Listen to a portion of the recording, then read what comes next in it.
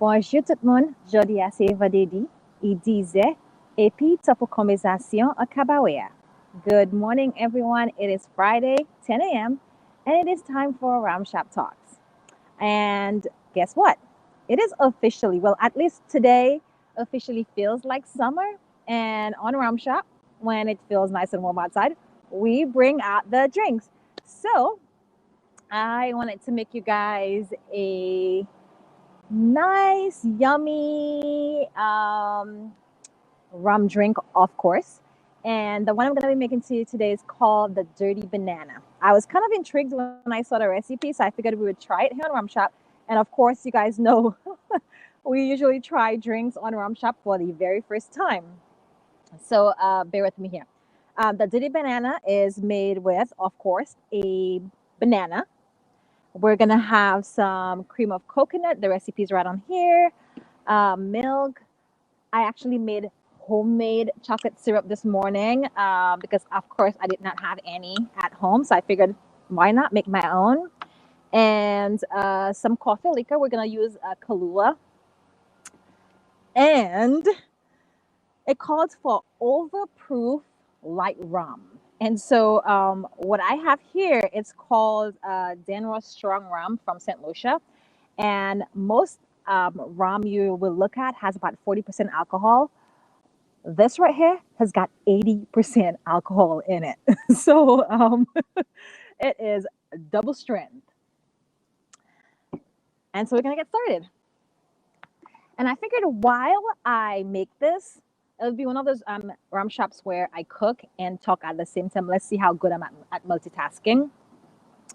So the inspiration for today's legal portion of Rum Shop actually comes from a couple of consultations I had this week and last week where the clients came in and individual people, unrelated, was saying the same thing.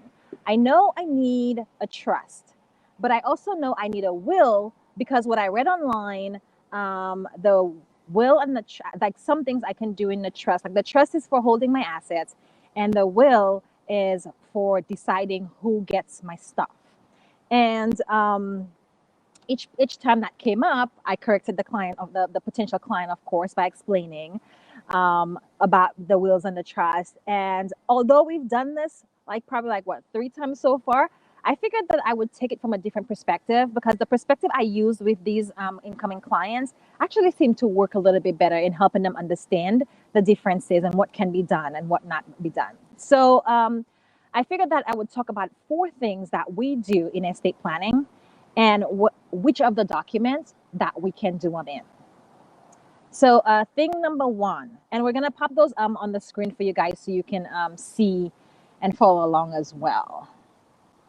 So thing number 1 that we do in estate planning is appoint someone to manage your affairs for you when you die.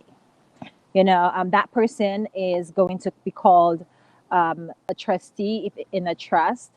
And also, we can do the same thing in a will, and that person will be called the executor. So appointing someone to manage your affairs when you die, we can do that in both of the documents, not just in the trust and not just in the will. We actually can do it in both, right? So the next thing that we do in estate planning, I'm just slicing the bananas here into small slices. The next thing that we do in estate planning is decide who gets our stuff. Those people will be called our beneficiaries and how they get it.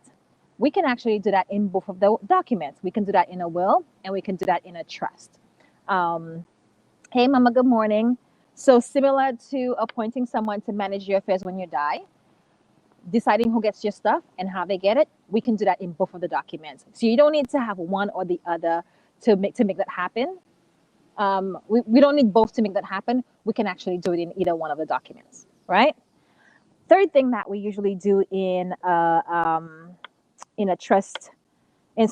estate planning is appoint guardians for our minor children. That one we actually do in a will, and I will tell you guys why. I'm gonna just add our sliced bananas. It took me way too damn long to slice a banana, but we're just gonna slice a banana and put it in here. So the reason why we only do the guardianship nominations in a will and not in a trust is because of how a will needs to be administered.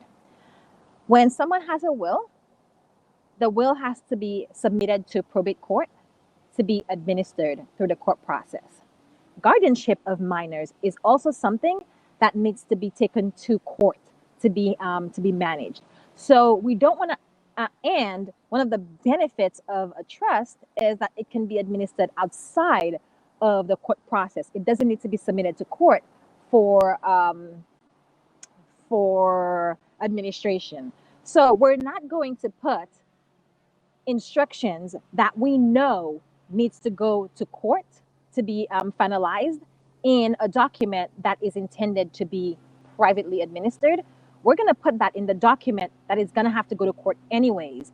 And that is why we put guardian nominations in the will and not in the trust. And the fourth thing that we do, and by the way, that administration process that I just talked about, that court administration process, for those of you that have not been following us, that is called probate. So when you hear about probate, that's what probate is. And I've got here 1 ounce. See how I'm doing this? I feel like I'm switching seamlessly from cooking to legal lawyering. 1 ounce of cream of coconut. I'm just going to put that in here. And so the fourth thing that we do in estate planning is appoint someone to manage our affairs if we become incapacitated. This is not something that you do in a will because a will is not effective when you sign it. A will is intended to take effect at your death. And so the things that you put in a will, the people that you appoint in a will to manage your affairs, they will only have the authority to act on your behalf when you die after a judge has appointed them as the executor of the estate. And so, so that was 1 ounce of this. We're going to do 1 ounce of milk next. So,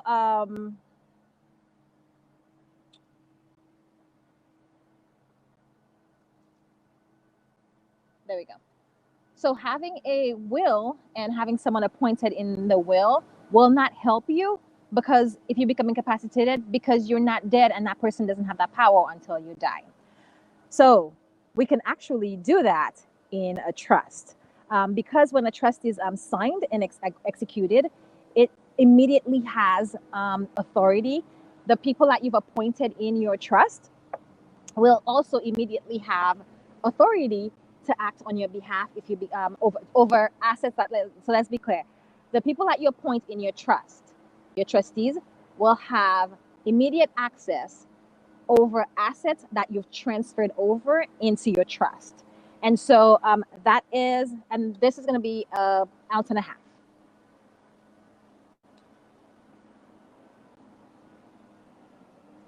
One, and we're going to eyeball the half here. And so that when it comes to appointing someone to act on your behalf in case of incapacity, we can actually do that in a trust, but not in a will. So the question then becomes, well, if I can do the 2 main things that I need to do, I don't have any children, and I can appoint someone to manage my affairs in a trust, whether I die or I'm incapacitated, and I can appoint who is going to get my stuff and how. Do I need both documents, right? Because I just told you, you can do it in either one. Yes. And the reason why the answer to that is yes. And before I tell you why that is, I'm going to put 1.5 ounces of rum in our blender. The reason why you need both is when we create, what happens is that when we create a trust, I would like to think that all my clients follow my advice and put all of their assets into the trust, but it don't always. And if they pass away and there's assets outside of the trust, we're going to have to go to probate. So one of the nice things about having a will in conjunction with your trust is you can actually instruct the court that if there's any assets that you've left outside of your trust and there's no beneficiary designation on there, that those assets, you want them to go to your trust. So it allows, so having a will in conjunction with your trust allows for an after death funding of your trust, and doesn't just leave assets out there to go to people that you may not have wanted your assets to go to. So that is why we like to, that we have a will and a trust in conjunction with each other, and that they really do work together. So to recap, and we're just gonna do a squirt of chocolate. Since I don't have a squirt, I'm just gonna put however much that is in there, and then I'm gonna blend it, and then I'm gonna recap. This is the most hilarious rum shop I have ever done, you guys. I feel like I hopefully that you guys are following along with me, because I feel like I'm all over the place between what I'm making and what I'm telling you guys. So we're just gonna turn that blender on right now.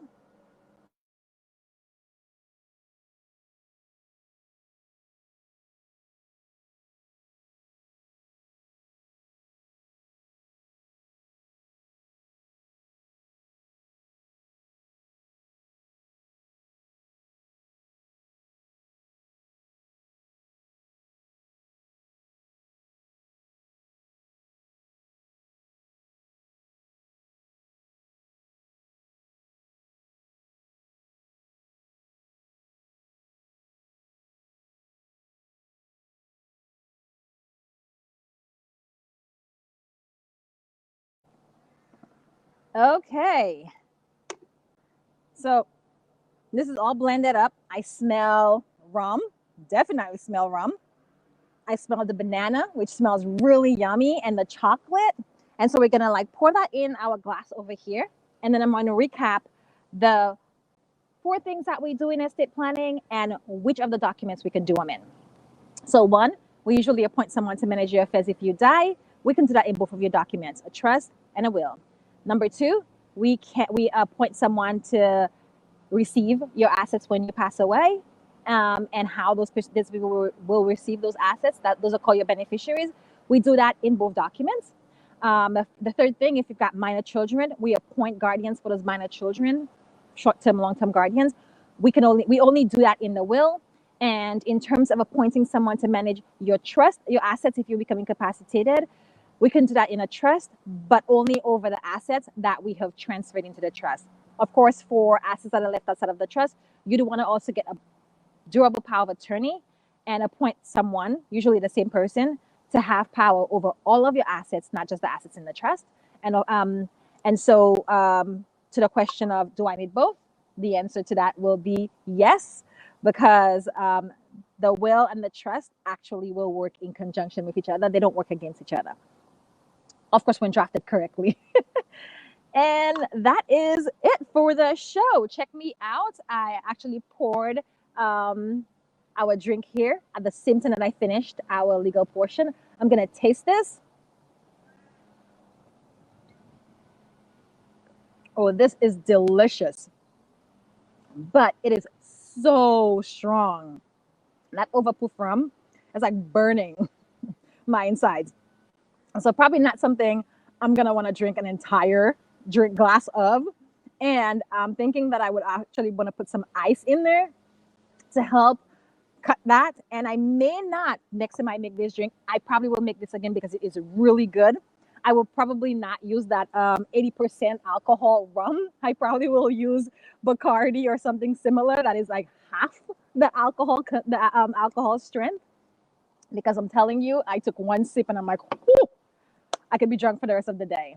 So this is today's show. We learned how to make a dirty banana. And we also learned about the 4 things that we can do in estate planning and which of the documents will help us achieve that. Hopefully this was helpful for you. Hey, Aisha, welcome. Hopefully this is helpful for you guys as you are stepping out on your estate planning journey. Definitely join us for more education and surprise, surprise. So last summer, we did a bunch of Chairman's Reserve drinks and I was on a Chairman's kick. And this summer, I wanted to use a different St. Lucian rum for you guys. It's called Bounty Rum, and it is one of the most popular rums in St. Lucia. it was funny. I looked up what St. Lucia's national drink was, and it came up as rum. And so, and that bounty rum was the, I guess, the national drink. It's called the Spirit of St. Lucia. And I am so excited that I was actually able to find it at a liquor shop in Pasadena. It is on its way here. It should be getting here at the end of today. So I'm super excited because next week and for the next couple of episodes of Rum Shop, we will be learning how to make drinks with Bounty Rum. I'm super excited to share that with you guys. So definitely come on back next week and subsequent weeks. You guys have a wonderful Friday, a beautiful weekend. Happy 4th to you guys all. It's a 4-day weekend, y'all. So hopefully you guys are going to be having lots of fun, spending time with family and friends, loving and hugging the ones that are close to you, celebrating American independence. And for a lot of you guys, you get Monday off as well to recover from all of the partying that you've done over the weekend. So you guys enjoy, be safe out there, and we'll see you guys next week for another episode of Rum Shop Talks. Bye.